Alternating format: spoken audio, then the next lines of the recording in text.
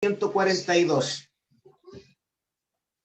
Su gracia es mayor. Este lo vamos a repasar porque lo hemos cantado en alguna otra oportunidad para que nos vayamos familiarizando con el himno.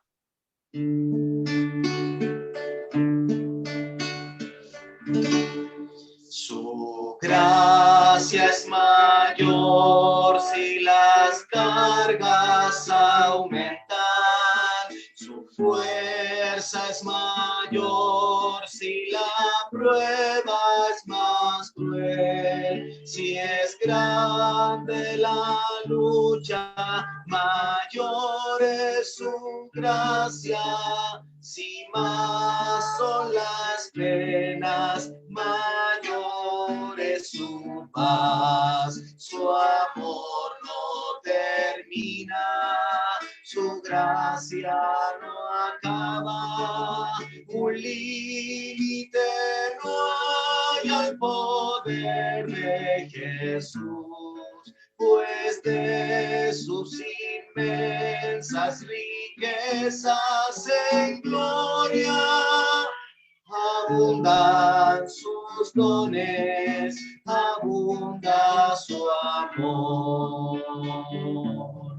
Si nuestros recursos se han agotado, si fuerzas nos faltan para terminar, si a punto ya estamos de desanimarnos, el tiempo ha llegado en que Dios obrará. Su amor no termina, su gracia no acaba. Un límite no hay al poder de Jesús, pues de sus inmensas riquezas en gloria abundan sus dones, abunda su amor.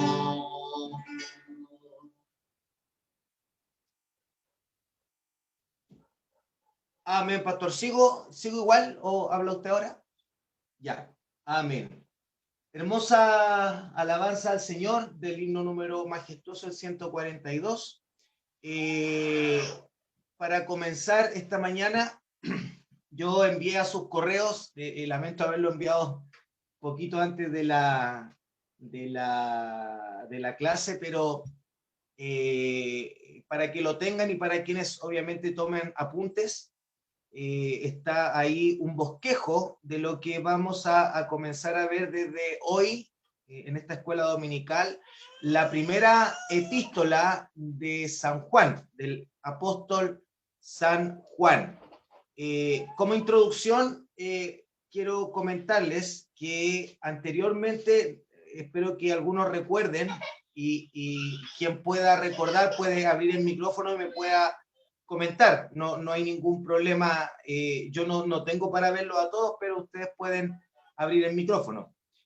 Anteriormente habíamos visto la epístola del apóstol Pablo a los Gálatas, y yo, bueno, me he encontrado con la grata sorpresa de que la Biblia de mi esposa, una Biblia pequeña, que en la iglesia en algún momento se vendió, al final tiene unos resúmenes importantes para nosotros poder tener un panorama, una visión general acerca de los libros de la Biblia, ¿ya? Y, por ejemplo, tenemos acá la epístola de Gálatas, que nosotros ya la habíamos visto. No sé si alguien me puede decir de los que están ahí, si recuerdan algo de lo que trataba los Gálatas.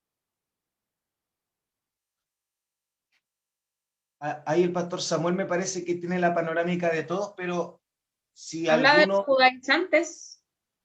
Perfecto, amén, exactamente, una digamos, reprensión de Pablo contra los que querían judaizar el evangelio. Acá en esta Biblia de mi esposa dice, es la carta más fuerte de Pablo y se dirige a las iglesias de la región de Asia Menor.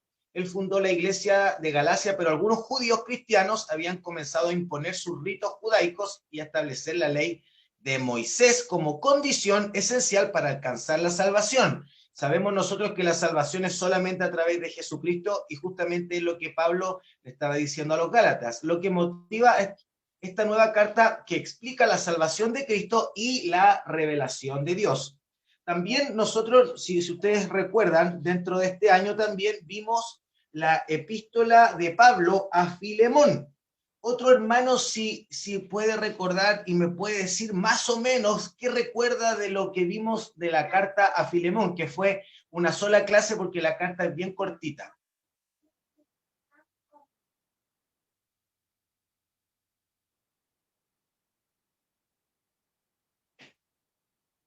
Ya, voy a esperar hasta ahí nomás.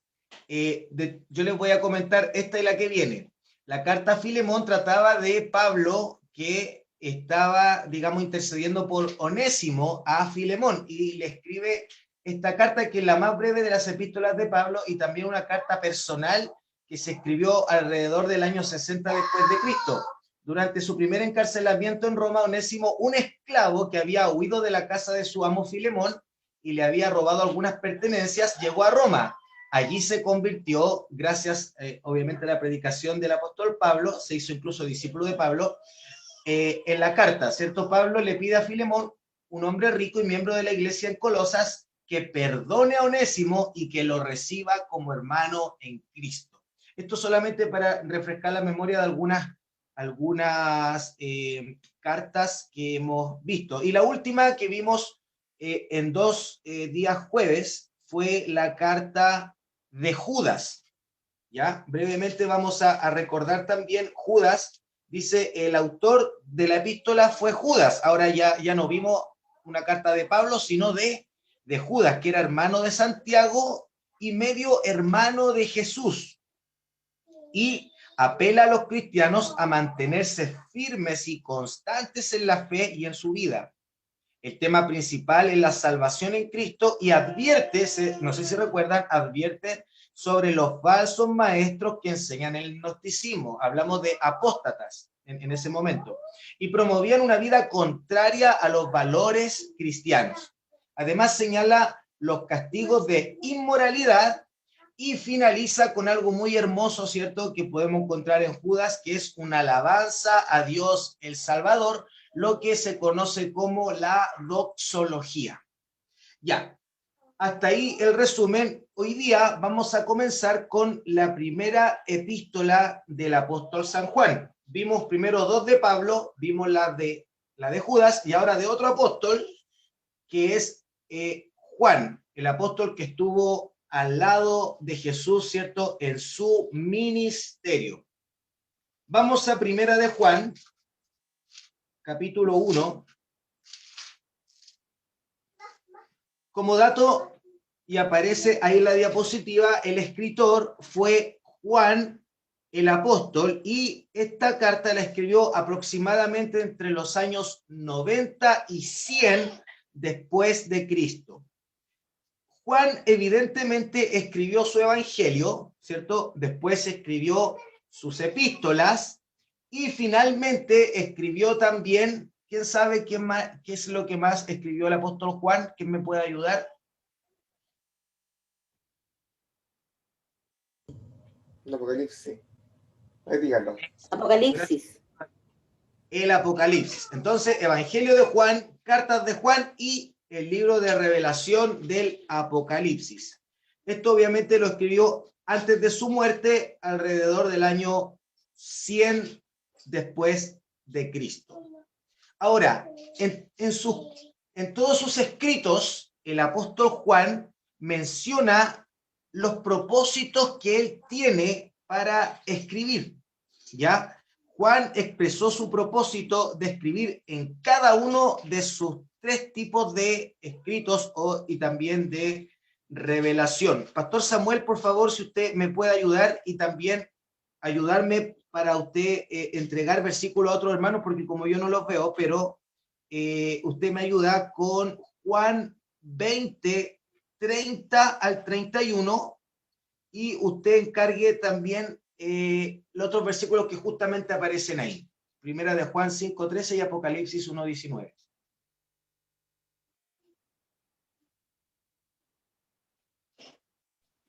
Tenemos, bueno, David. Ahí está David en la cámara con Primera de Juan 5:13 y puede ser hermana Cecilia también, Apocalipsis 1:19. ¿Y leo al tiro yo?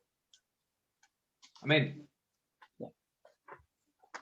Juan 20. Juan capítulo 20, versículo 30 al 31. Dice, hizo además Jesús muchas otras señales en presencia de sus discípulos, las cuales no están escritas en este libro, pero éstas se han escrito para que creáis que Jesús es el Cristo, el Hijo de Dios, y para que creyendo tengáis vida en su nombre. Amén. Gracias, pastor. Fíjense ustedes el propósito del Evangelio de Juan. Qué importante acá este versículo que nos da el apóstol. ¿Cuál fue el propósito que él tuvo de escribir el Evangelio y escribir de forma tan amorosa la vida de Cristo? Es para que creamos, para que muchos, ¿cierto? Creamos y tengamos vida en su nombre. Ahí está uno de los propósitos, ¿cierto? O sea, el propósito de Juan en el Evangelio de Juan. Ahora veamos uno de los propósitos, porque son varios, pero acá vamos a ver uno de los propósitos de la primera epístola en 1 Juan 5:13.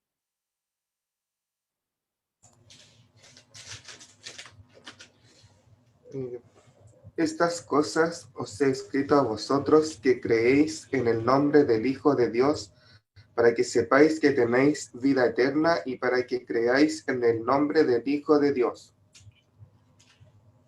Gracias, hermano.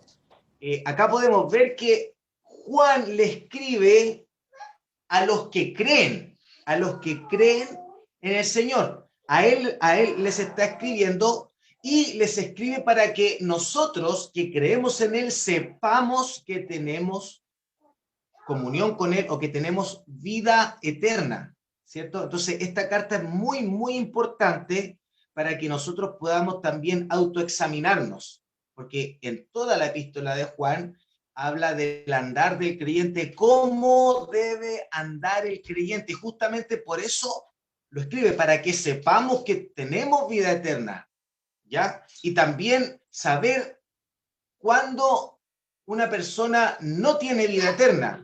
Y también se puede hablar mucho acerca de los frutos que hemos estudiado otras veces también. Es importante examinarse, pero vamos a centrarnos solamente acá en la epístola, la primera epístola de Juan. Y el propósito de Juan al escribir el Apocalipsis, que dice 1:19. Escribe las cosas que has visto y las que son y las que han de ser después de estas. ¿Me escuchó? Hasta ahí nomás el versículo.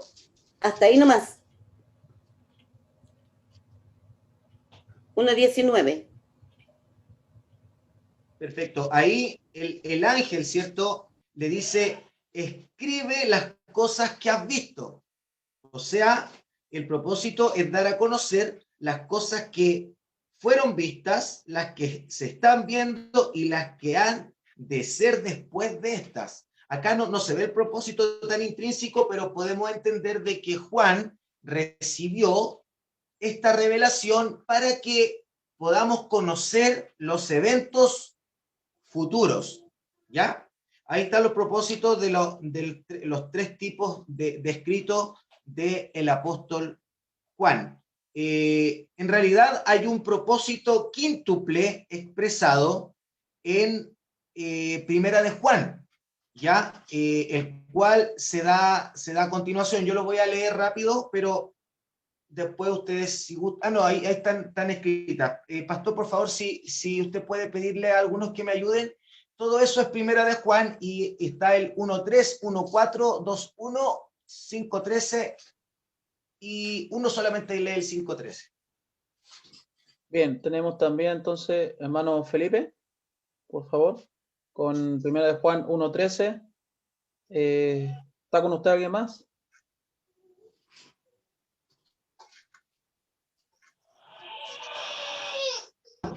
Sí, levanto. Ya, el 1:4 la Anto. El 1:4 la Anto. Y la Gaby. La Gaby, la hermana Gaby, el 2:1, capítulo 2, verso 1. Hermana Silvia, capítulo 5, verso 13. Capítulo 5, verso 13. Bien. 1:13. Leemos nomás, hermano Daniel. Que se nos duplica el audio, pero ahora lo bajamos al otro, porque tenemos 2 computadores prendidos. Ya. ¿Le doy? Amén. Primera de Juan 1:13. Os escribo a vosotros, 1:3. 1:3.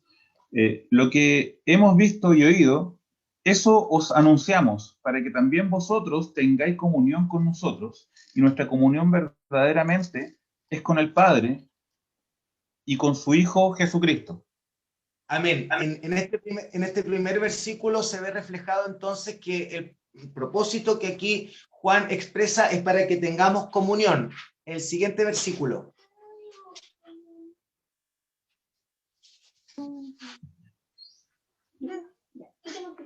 Estas cosas os escribimos para que vuestro gozo sea cumplido. Amén. También, ¿cierto? Dice que se escribió para que nuestro gozo sea cumplido. Número 3, 2, 1. Hijitos míos, estas cosas os escribo para que no pequéis, y si alguno hubiera pecado, abogado tenemos para con el Padre, a Jesucristo el justo. Amén. También Juan escribió esta epístola indicando aquí para que no pequemos, ¿cierto? Para que no pequemos. Y 5:13. Estas cosas os he escrito a vosotros que creéis en el nombre del Hijo de Dios, para que sepáis que tenéis vida eterna, y para que creáis en el nombre del Hijo de Dios. Perfecto. Acá vemos 2 propósitos, ¿cierto? Uno, para que sepamos, que esto ya lo habíamos leído, ¿cierto? Que tenemos vida eterna, y también para creer en Cristo, ¿cierto? Creer en el nombre del Hijo de Dios. Vamos a ver también ahora algunas palabras claves para ir avanzando ya a lo que es el bosquejo. Las palabras claves que menciona acá esta primera epístola es la palabra Padre, ¿ya? La palabra Padre se usa 13 veces en esta epístola. La palabra hijitos se usa 11 veces, ¿ya? La palabra luz es usada 6 veces. La palabra amor, 33 veces. La palabra vida, 15 veces. Y la palabra comunión, 4 veces.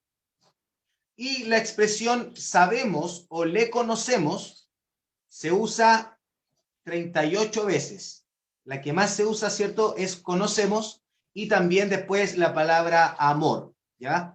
Y también se considera acá la palabra padre, hijitos, luz, comunión, ¿ya? Para que más o menos ustedes sepan las palabras que más se usan en esta primera epístola. El apóstol Juan escribió esta epístola para refutar la primera herejía que entró a la iglesia. Si alguien me puede decir, voy a esperar solo un momento, si alguien me puede decir, ¿quién sabe cuál fue una de las primeras herejías que entró a la iglesia?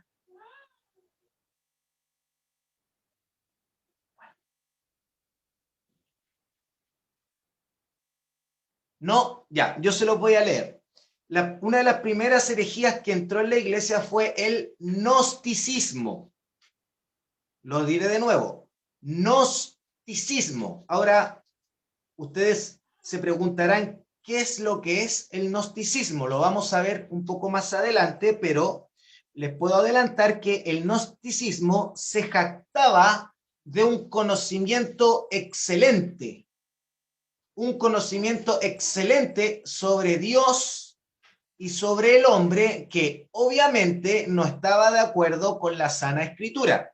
Por esto era una herejía. El gnosticismo aceptaba la deidad de Jesús. O sea, el gnóstico decía que creía que Jesús es Dios, pero negaba su humanidad, ¿ya? Ellos decían, Jesús es Dios, pero él no fue 100% humano, porque era Dios, ¿cierto? Nosotros por la Biblia y por la Escritura y por lo que hemos estudiado también los días jueves, entendemos que Cristo, ¿cierto? Fue 100% ser humano y también 100% Dios. Eso no lo aceptaba el gnóstico. Juan nos da el verdadero gnosticismo. Ahora, ¿por qué dice esto, digamos, el autor de estos estudios? ¿Por qué dice nos da el verdadero gnosticismo? Porque la palabra gnosticismo significa conocimiento, ¿ya? Ellos se jactaban que tenían un conocimiento avanzado, pero en realidad el verdadero conocimiento avanzado está justamente en lo que Juan acá nos expresa en esta primera epístola. Ahora, cuando usted escucha el término agnóstico o agnosticismo, es lo contrario. O sea, el que dice yo soy agnóstico es porque no tiene conocimiento o no sabe, o por lo menos se niega a creer, ¿cierto? Se niega al conocimiento. Entonces, por eso dice, si alguien le dice yo soy agnóstico, le está diciendo yo soy ignorante y tampoco me interesa creer y entender. Ese es un agnóstico a diferencia del gnóstico, ¿ya? Ahora sí ya comenzamos con los comentarios y el bosquejo de esta primera epístola. Doy lectura al versículo 1. Dice, primera de Juan 1, lo que era desde el principio, lo que hemos oído, lo que hemos visto con nuestros ojos, lo que hemos contemplado y palparon nuestras manos tocante al verbo de vida. Hasta ahí voy a dejar la lectura en el primer versículo. Acá tenemos por parte de Juan un prólogo o una introducción que está en el versículo 1 y versículo 2. Acá él menciona desde el principio. Ahora, ¿qué principio? Él no está hablando del principio de Génesis, cuando Dios hizo los cielos y la tierra, ¿cierto? Sino que él se está refiriendo que este principio se remonta hasta la encarnación y la vida terrenal de Jesús. Cuando Juan menciona en el principio, o sea, cuando Cristo vino al mundo. El gnosticismo, que como vimos en la primera herejía, negó la realidad de la humanidad de Jesús. ¿Ya? Y acá Juan está diciendo en el principio, cuando Cristo vino, y ahí vamos a ver qué es lo que pasó cuando Él vino, ¿cierto? Qué es lo que por lo menos Él experimentó, el apóstol Juan, ¿ya? Algunos de los gnósticos dijeron que el Espíritu descendió sobre Cristo en su bautismo, ¿ya? Porque todos sabemos que la Biblia nos relata que como una forma de paloma bajó el Espíritu Santo al Señor Jesús, ¿cierto? Pero dicen que se apartó de él en la cruz, ¿ya? Entonces los gnósticos dicen esto, pero nadie sabe de dónde lo sacan, ¿cierto? Es una, digamos, herejía, que se apartó el Espíritu del Señor cuando él fue a la cruz. Juan afirma acá en este versículo la realidad de la personalidad completa de Jesús. En el versículo primero podemos ver lo que hemos oído, o sea, por vía del oído, ellos escucharon, ¿cierto? Los apóstoles oyeron la voz de Jesús, ¿ya? Juan escribe del verbo en su epístola, tal como en el Evangelio también lo plasmó, también en el capítulo 1, ¿recuerdan? El verbo era Dios, el verbo estaba con Dios, ¿cierto? Y acá vuelve a mencionar al verbo como al Señor Jesús, ¿ya? Sus escritos se enfocan a Cristo, todos los escritos de Juan, amados hermanos, se enfocan a Cristo. Y en realidad todos los libros de la Biblia, ya sean cartas, ya sean salmos, ya sean profecías, todo se enfoca a la obra redentora de Cristo. Podemos decir de que el tema principal de la Biblia es la redención que Dios hace al hombre por medio de su Hijo Jesucristo. Eso tenemos que, como cristianos, tenerlo muy, muy claro. Cada libro en la Escritura se enfoca a la obra redentora a través de Cristo Jesús. ¿Ya? Esto también nosotros lo escuchamos hace poquito en el estudio del pastor Garry, que él hablaba de la regeneración. También hizo alusión a esto de los libros, cada libro se enfoca a Cristo. En segundo lugar, también tenemos acá que los apóstoles le vieron, ¿cierto? Vía por el ojo, ¿cierto? Por la visión. Los apóstoles, obviamente, vieron a Jesús. Y eso es lo que recalca Juan en este primer versículo. Ahora, en el versículo, o sea, como tercer punto, también le miraron, ¿cierto? Literalmente lo que dice acá es que lo contemplaron, ¿ya? Cada apóstol, y sobre todo Juan, que él está hablando de su propia experiencia, lo contempló al Señor Jesús. Pastor, si alguien me puede ayudar con Juan 3, 14 y 15. Juan 3, 14 y 15. Hermana Silvia, ahora sí, Juan 3, 14 y 15.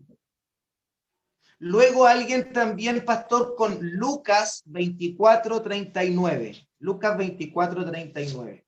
Hermano Manuel, Yanquis, Lucas 24, 39.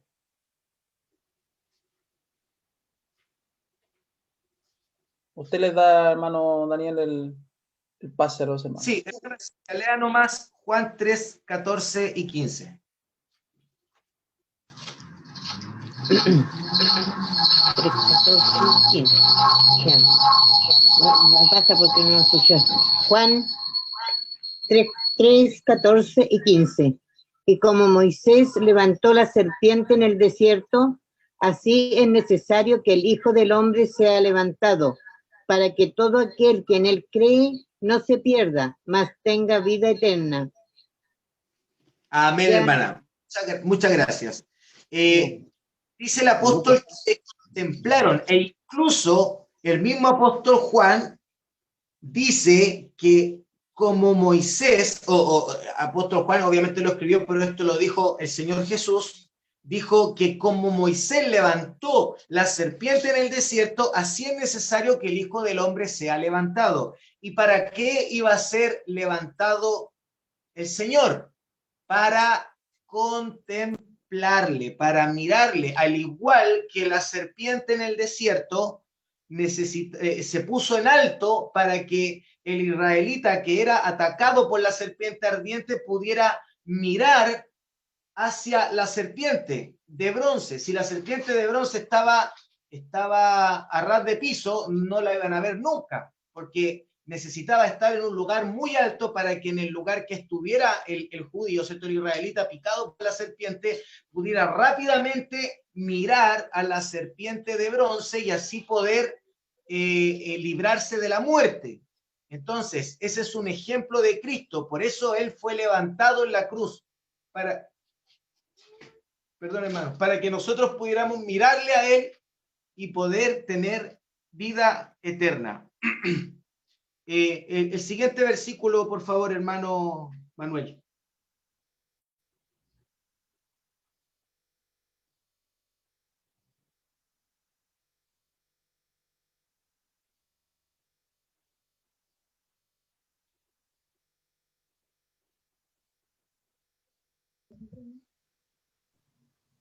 Lucas, ¿cuánto?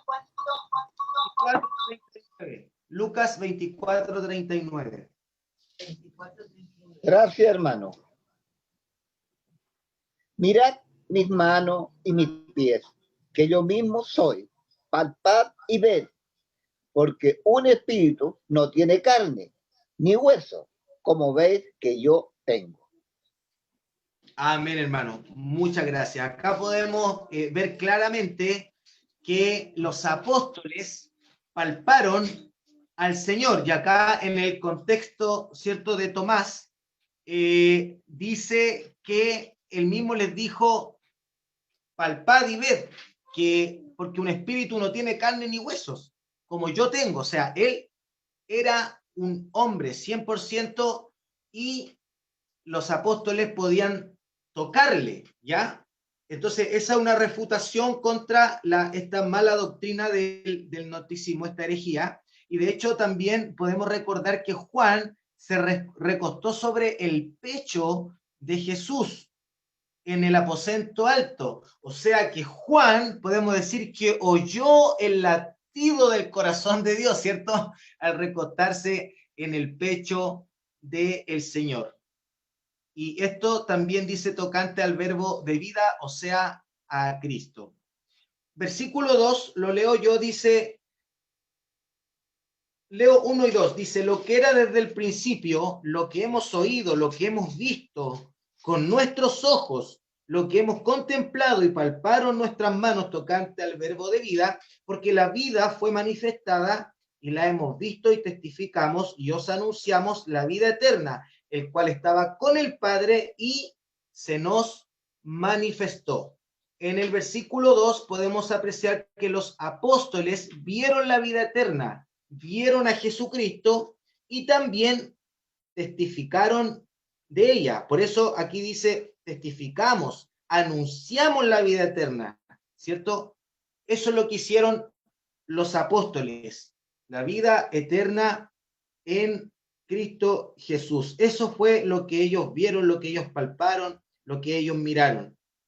Versículo 3, ahora al comenzar el versículo 3 pasamos a otro punto, ya terminamos el primero que era el prólogo, ¿cierto?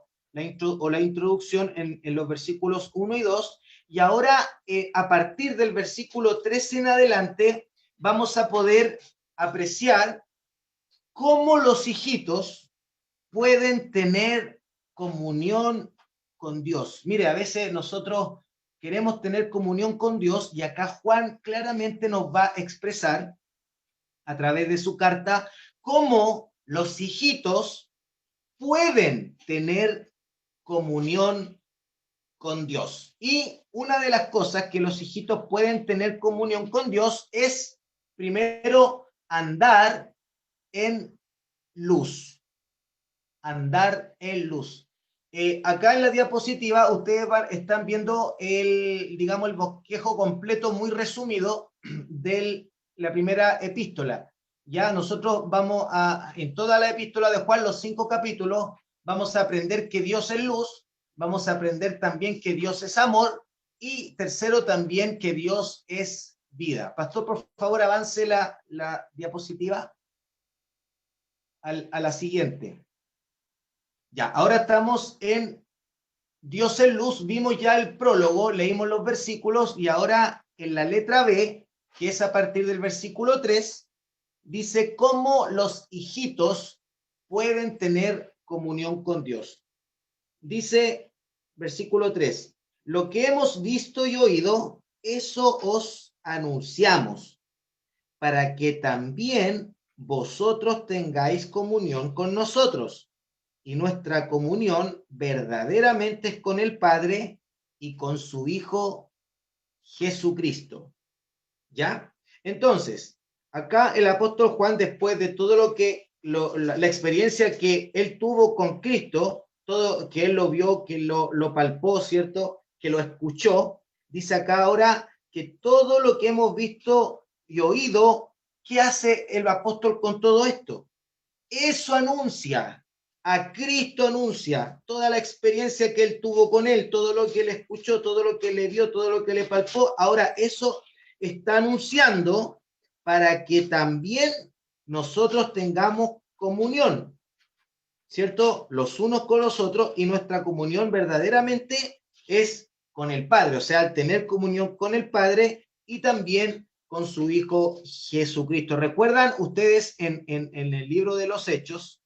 Que que los apóstoles le dijeron a las autoridades: no podemos dejar de anunciar lo que hemos visto y oído.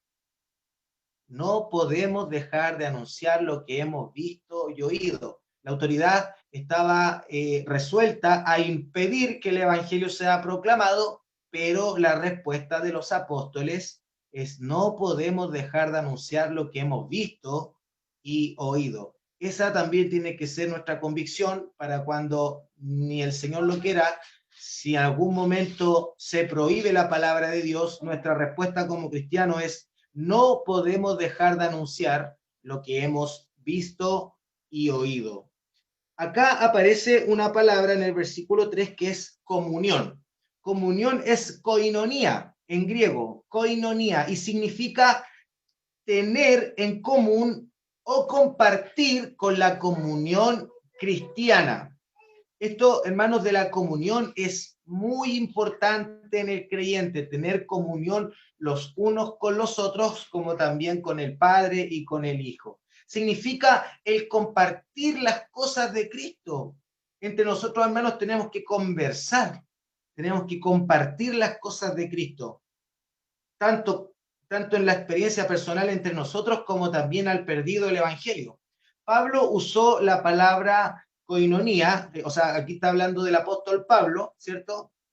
El estudio de cuando él usó la palabra koinonía, porque acá lo está usando Juan, ¿ya? Pero koinonía tiene diversos significados. Entonces, Pablo usó la palabra koinonía cuando habló de la oración. La oración realmente es una comunión con el Señor. La enseñanza de la palabra de Dios, también usó la palabra koinonía, la enseñanza de la palabra de Dios, y también la usó en la cena del Señor, ¿ya? Para referirse a la cena del Señor, la comunión de los santos, ¿cierto? La cena del Señor, y también la comunión en el dar. En todas estas, digamos, características, Pablo usó esta palabra koinonía, y ahora Juan la usa, la palabra koinonía, en la común, o la comunión o el compartir la comunión cristiana con el Padre y con el Hijo. Versículo 4 dice: estas cosas os escribimos para que vuestro gozo sea cumplido. ¿Qué mayor gozo, hermanos, es vivir en el Evangelio? Si nosotros vivimos en el Evangelio, verdaderamente vamos a poder experimentar el gozo del Señor. Por eso que debemos atender a todo lo que los apóstoles escribieron, porque uno de los propósitos, y acá el propósito que menciona el apóstol Juan, es que nuestro gozo sea cumplido.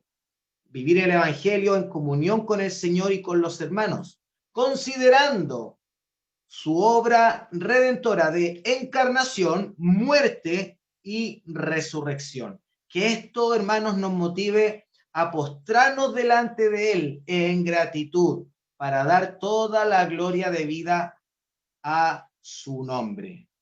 Y esto también me hacía, al estudiar, recordar estos hermosos himnos de maravillosa gracia y maravilloso es el gran amor. Qué maravilloso es considerar y aún cantar lo que Cristo hizo por nosotros. Y esto nos va a llevar a tener un gozo cumplido. Ayer en los matrimonios hablábamos de cómo poder tener una relación buena entre esposos. Y hermanos, si estamos en comunión, si estamos en luz, vamos a poder sobrellevar muchas, vamos a poder dejar fuera pecados y malas actitudes, porque vamos a poder estar en el gozo de Cristo. Versículo 5, ¿qué dice?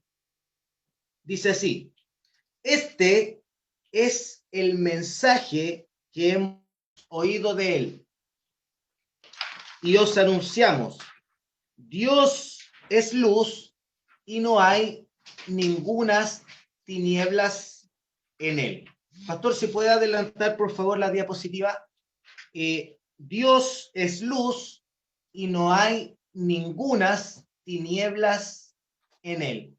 En este punto de cómo los hijos pueden tener comunión los unos con los otros, en primer lugar, vamos a ver aquí en los versículos 3 al 7, al andar en luz.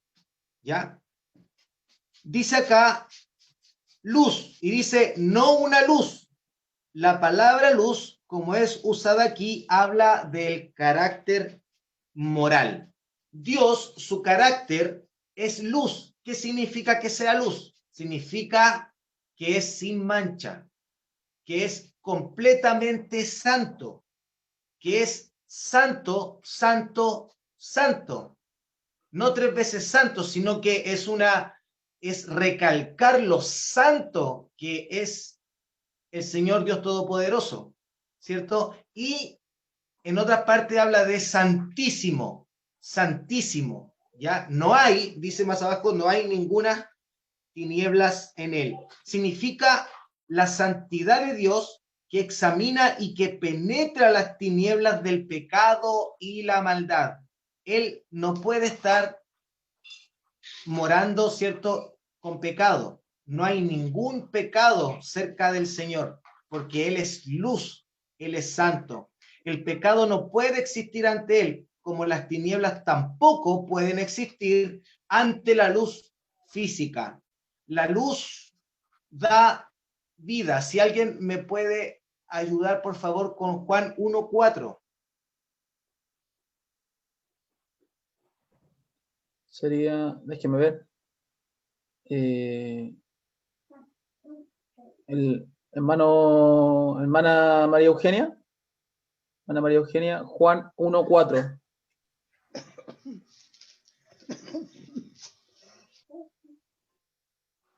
Juan 1:4 dice, en él estaba la vida y la vida era la luz de los hombres.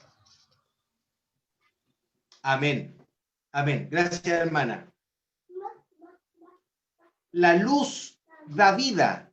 Y Cristo habla, Juan también acá en su evangelio, la luz da vida y el verbo, ¿cierto? El Señor Jesucristo es la vida.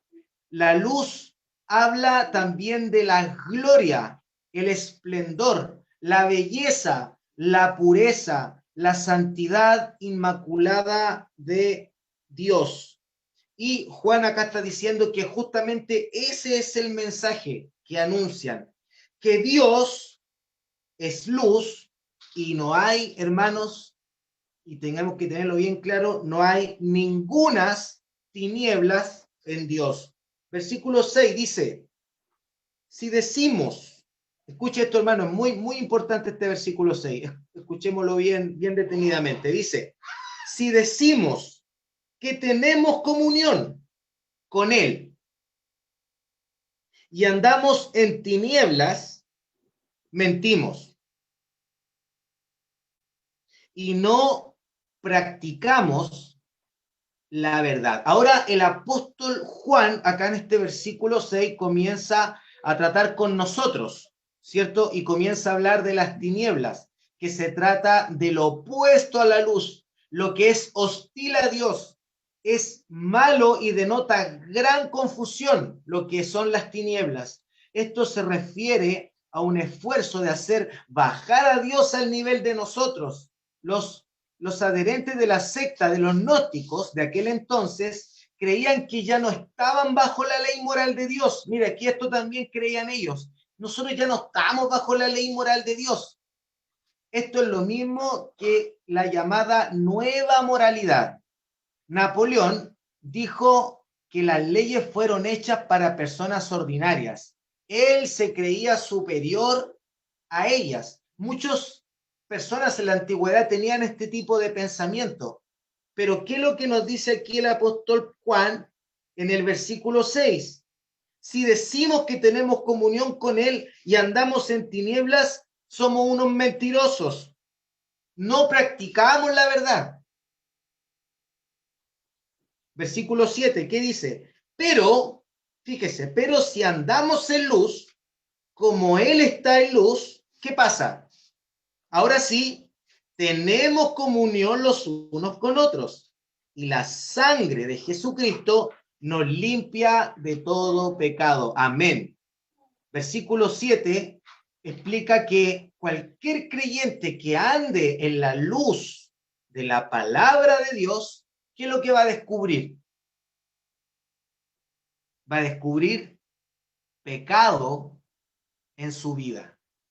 Como creyente sabe que la sangre de Cristo puede limpiarlo de todo pecado, como lo limpió primero, cuando primero llegó a Cristo para salvación. Cuando fuimos salvos, el Señor limpió nuestro pecado, con su sangre quitó el pecado de nuestra vida, pero a medida que caminamos y a medida que caminamos y pecamos, Él sigue quitando el pecado de nuestro corazón, porque somos suyos, somos hijos. Él nos limpia y nos limpiará hasta el día que nosotros partamos con Él. Amén. Amén, ¿cierto? Entonces, cualquier creyente que ande en la luz de la palabra de Dios descubre el pecado de su vida y obviamente va a sentir el deseo de arrepentirse de haber defraudado al Señor. La sangre de Cristo nos sigue limpiando. Qué maravilloso en meditar en esto. Debiera causar un fuerte impacto en nuestra vida al considerar esto y motivarnos a rogar su gracia para no defraudarle. Hermanos, debemos estar rogando para andar en luz, rogando diariamente su gracia para no defraudarle. Como cristianos, como hijos de Dios, debemos tener el fuerte deseo de no defraudar a nuestro Señor, porque Él lo dejó escrito. Él no dijo, bueno, ustedes ya son limpios, ahora ustedes pequen nomás, no hay problema, pueden pecar todo lo que quieran, porque yo todo lo que ustedes hagan lo voy a limpiar. No, el Señor no dejó eso en su palabra, sino que nosotros, al igual que Él, debemos aborrecer el pecado, y mientras estemos en este cuerpo pecaminoso, vamos a defraudarle, lamentablemente. Vamos a seguir leyendo más abajo. Ahora, número 2, ya vimos el número 1, que para tener comunión los unos con los otros debemos, andar en luz. Ahora, el número 2, vamos a ver también que tenemos comunión con Él al confesar los pecados, desde el versículo 8 al 10. Dice, si decimos que no tenemos pecado, nos engañamos a nosotros mismos y la verdad no está en nosotros. O sea que si nosotros decimos que estamos en luz y andamos en tinieblas, somos mentirosos. Pero la verdad es que si también decimos que no tenemos pecado, también nos engañamos. O sea, tenemos pecado, no andamos en luz, pero tampoco podemos decir que andamos en luz porque tenemos pecado. ¿Cómo esto es algo difícil de entender? Hay un contraste entre el versículo 6 y versículo 8. Mientras algunos tratan de hacer descender a Dios al nivel de uno pecaminoso de los hombres, otros creen y pretenden que pueden hacer lo opuesto y que podemos subir al nivel de Dios. Entendemos que hubo un ángel que quiso subir al nivel de Dios y el Señor lo expulsó, ¿cierto? Que fue Satanás. Pero no podemos llegar tampoco al nivel de Dios y andar en plena luz como Él está en completa luz, ¿cierto? Algunos dicen que no tienen pecado. Es muy raro pensar en esto, pero hay gente que cree que no tiene pecado. Alegan una perfección impecable, una santificación completa. Estos en realidad se engañan, son culpables de vana ilusión y de mentira. Entonces, ¿cómo podemos lidiar con esto? Que realmente no podemos decir que no tenemos pecado, pero tampoco podemos decir que andamos en luz completa. Fíjese el versículo 9. Pongamos atención. Dice, si confesamos nuestros pecados, Él es fiel y justo para perdonar nuestros pecados y limpiarnos de toda maldad. Amén, hermano, qué maravilloso este versículo. Y fíjese que no se lo está diciendo, este versículo no lo está expresando a una persona que no conoce a Cristo. Juan le está hablando a personas que eran creyentes e incluso algunos que creían ser creyentes y no lo eran. Pero ¿qué es lo que dice acá? Que si confesamos nuestros pecados, Él es fiel y justo para perdonar nuestros pecados. O sea, nosotros tenemos que estar en constante confesión de pecados. Hermanos, si nosotros se nos pasa una semana y no confesamos nuestros pecados, hay algo malo algo que no cuadra, porque la única forma de nosotros poder tener comunión con Él es estando en luz y confesando nuestros pecados. Este es el versículo 9, déjeme. Puesto que a Dios no le pueden hacer descender al nivel bajo de los hombres, ni tampoco es posible al hombre alcanzar el nivel exaltado de Dios, el hombre no sabe qué hacer. La resolución bíblica es confesar. En el griego es homologomen, ¿ya? Significa decir lo mismo que Dios dice. Dios dice que son actos de pecado. Dígale a Dios exactamente cómo es el pecado. El pecado debe ser deletreado, hermanos. Señor, te pido perdón porque hice esto que a ti te desagrada y no quiero volver a hacerlo, no quiero caer en el mismo pecado. Señor, deme de su gracia, ayúdeme. Y si caemos de nuevo, Señor, de nuevo hice este pecado. Necesito pedirte perdón. Yo sé que tu sangre me limpia, pero necesito confesar mi pecado. Dice también el versículo que Él es fiel, ¿ya? Es posible que nosotros mismos, entre nosotros, nos engañemos, pero Él es fiel. Y también dice que Él es justo, o sea, que Él es recto, porque la sangre de Jesucristo nos limpia de todo pecado. Él perdona y limpia. Versículo 10, ¿qué dice? Si decimos que no hemos pecado, le hacemos a Él mentiroso y su palabra no está en nosotros. Hermano, nunca nos creamos lo suficientemente justos como para decir que no hemos pecado. O a veces podemos decir, que igual he pecado poquito. Hermano, el pecado es el pecado y siempre el pecado hay que confesarlo. Y si decimos que no hemos pecado, estamos haciendo a Dios mentiroso y en más su palabra no está en nosotros. O sea, es una clara señal de que una persona no ha sido regenerada al no confesar sus pecados y más encima al decir que no hemos pecado. Para finalizar ya, porque ya estoy en el tiempo, solo quiero terminar, dice acá el último punto, el número 3. Podemos también tener comunión los unos con los otros y con el Padre y el Hijo. ¿Por qué? Por la abogacía de Cristo. Y esto ya no tiene que ver, tiene que ver con nuestro pecado, pero tiene que ver más con la obra de Cristo. ¿Qué es lo que Él hace? ¿Qué es lo que es Cristo para nosotros en nuestras vidas, en los que somos creyentes? Voy a leer el 1 y el 2 para avanzar un poco más rápido y concluir. Dice 1 y 2. Hijitos míos, estas cosas os escribo para que no pequéis. Si alguno hubiere pecado, abogado tenemos para con el Padre a Jesucristo el justo. Él es la propiciación por nuestros pecados. Fíjese, y no solamente por los nuestros, sino también por los de todo el mundo. Voy a dejar hasta acá, porque aquí hay harto que decir, pero solamente recalcar que si hemos pecado no está todo perdido, porque tenemos un abogado. Un abogado que aparte de abogar por nosotros, también es nuestra propiciación. Mediten esto, hermanos, que el Señor bendiga su palabra y la próxima clase vamos a comenzar desde el versículo 1. Oremos al Señor. Padre Santo, gracias por su palabra, gracias por esta carta, Señor, del apóstol Juan, que nos ayuda a entender, Padre, cómo podemos tener comunión con usted y también nos ayuda a entender un poco más de cómo es usted, Señor.